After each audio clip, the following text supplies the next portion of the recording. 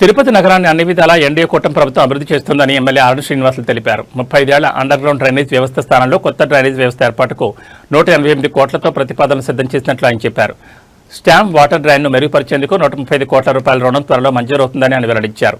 మంగళవారం ఉదయం 1వ డివిజన్లోని సుబ్బారెడ్డి నగర్లో 27 లక్షలతో నిర్మించిన సీసీ రోడ్డును ఎమ్మెల్యే ఆర్ శ్రీనివాసులు ప్రారంభించారు. అనంతరం 2వ డివిజన్లోని పూలవాణికుంటలో 80 లక్షలతో నిర్మించిన సీసీ రోడ్ డ్రైన్ను ఎమ్మెల్యే ఆర్ని ప్రారంభించారు. నగరంలో మౌలిక సదుపాయాల కల్పనకు ప్రాధాన్యత ఇస్తున్నట్లు ఎమ్మెల్యే ఆర్ శ్రీనివాసులు తెలిపారు. డ్రైనేజ్ వ్యవస్థ పాతది కావడంతో అక్కడక్కడ లీకేజీలు ఎదురవుతున్నాయని ఆయన చెప్పారు. పాత డ్రైనేజ్ స్థానంలో కొత్త తీసుకొచ్చేందుకు ప్రతిపాదనలు సిద్ధం చేసినట్లు ఆయన తెలిపారు.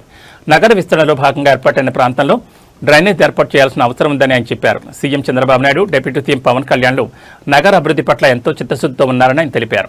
ఈ కార్యక్రమంలో green and beautification corporation chairperson Sugunamma, రాష్ట్ర యాదవ్ కార్పొరేషన్ చైర్మన్ నరసింహ యాదవ్, రాష్ట్ర నాయి బ్రాహ్మణ corporation chairman Rudrakoti Sadasivam, deputy commissioner Amaraiah, SC Shyamsundar, EE Tulasi Kumar, Gomathi, DE Ramana, ప్రజాప్రతినిధులు తదితరులు పాల్గొన్నారు. సార్ కొంచెం వెనక్కి రండి కుమార్ అన్న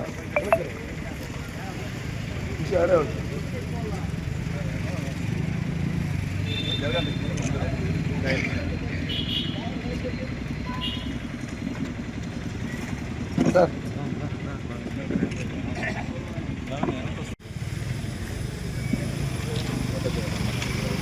సార్